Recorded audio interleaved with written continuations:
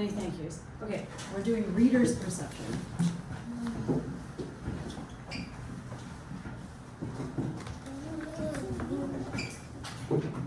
The question would be, how do we experience the story? And this could be our five senses. Do I need to name the five senses?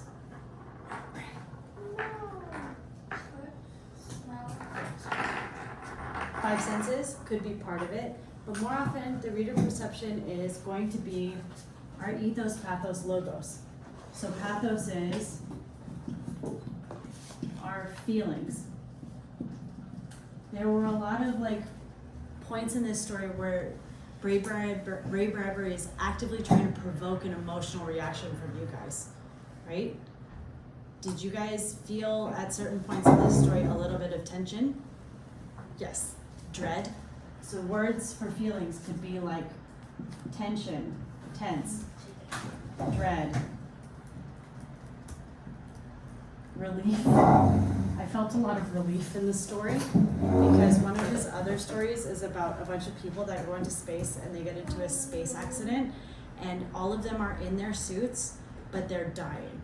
The spaceship explodes and the entire story is just them drifting slowly apart from each other in space, but they can talk to each other on the comms and they can hear each other going crazy as they die. That is a story this man wrote. So when I read this story right before the climax, I was like, oh my God, he's gonna kill these kids. These kids are dying. Because that other one, which is called Kaleidoscope, which I decided not to read together, it involves one dude just screaming that he can't handle it. And then eventually a meteor hits him and knocks his arms and legs off. And then we have to hear him screaming about how he doesn't have arms and legs anymore. Ray Bradbury is a master of provoking emotion. What's the name? Kaleidoscope. Oh, this one? So Kaleidoscope is also in this book, The Illustrated Man. So it is a story, is a collection of stories. And Kaleidoscope and The Rocket are in the same book, guys. So Ray Bradbury, over the course of his stories, so Ray Bradbury is a manipulator of emotions. So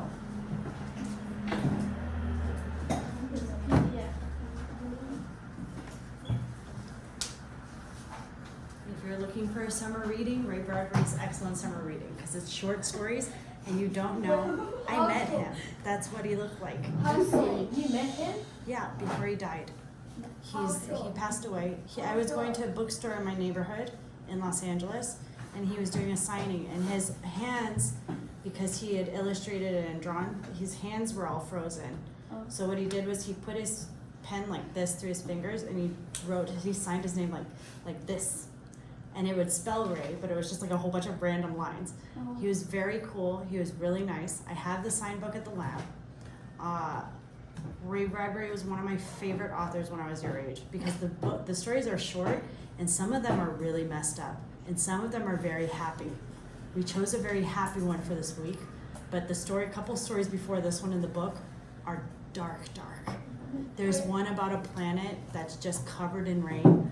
And this team of people has to go to this planet because they have to colonize it for Earth. But the domes are sun domes, right? They're not responding anymore. So these astronauts have to go. And in the endless rain, they all start to go crazy. Of what? The book about them dying in space? Kaleidoscope. How short are the stories? How short are the stories? How are the other stories? How short are the stories? Pretty short. They're about this long. This is one of the medium long ones. Kaleidoscope is not that long. It's pretty dark though.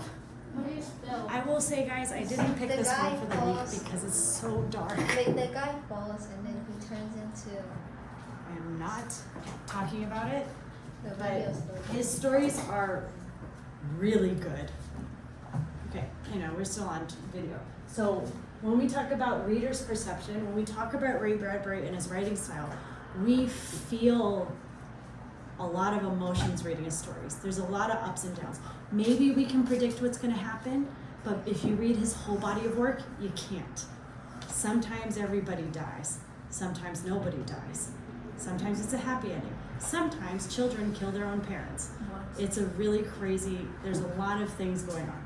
So I will pick usually one Ray Bradbury story per summer to go over, because it's a lot of variety. If you want to read the one about the kids killing their own parents, it's this one. The Belt. That one's dark. It's not about space, but it is about the future. That's a good one. We did teach The Belt, I think, 2 years ago. Oh, so dark. It's a very dark one. What is it about? Generally, the parents live in the future. They bought this smart house, and the children have a room in it, and the room has video walls, and the children like AI. They can ask the room to build an imaginative space. And the children grow up, and they become obsessed with the African savannah. So they spend all day in the African savannah, which is what the Belt is.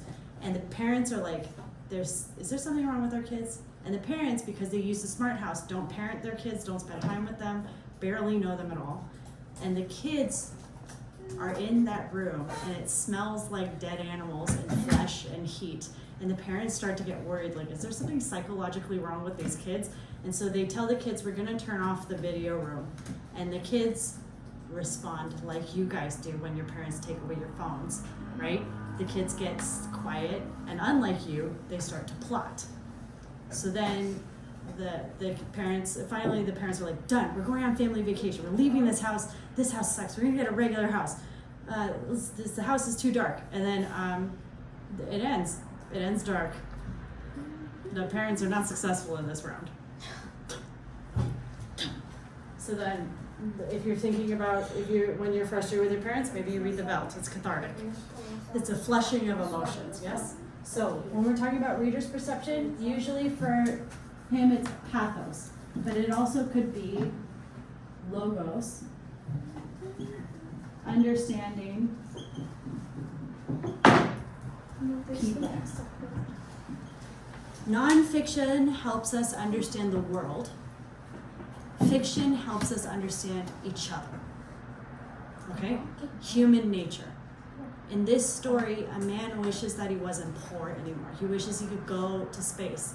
And then he finds out that actually that's not possible. So he has to reconfigure, and he finds happiness somewhere else. That's a very real thing that happens. Will you guys ever be rich enough to buy yourselves happiness? Maybe not. There's always something you can't afford. Huh?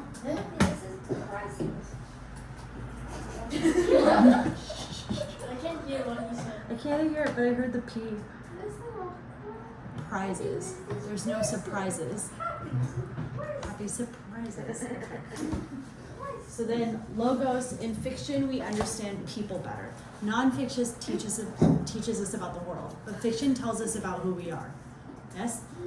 So a lot of Bradbury's is talking about anti-war, pro-peace, and the darkness of human nature. So he's not saying that we should be peaceful because people are good.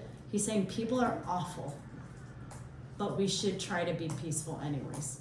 Because if we listen to our awful nature, we are capable of great destruction. Okay, so do we have any questions about what reader's perception is? Bing bongs? Because I'm going to shut off the video and you're going to continue your work for the next 10 minutes until lunch. Okay. Huh? You can take a picture of that one. I don't know what you're going to picture of.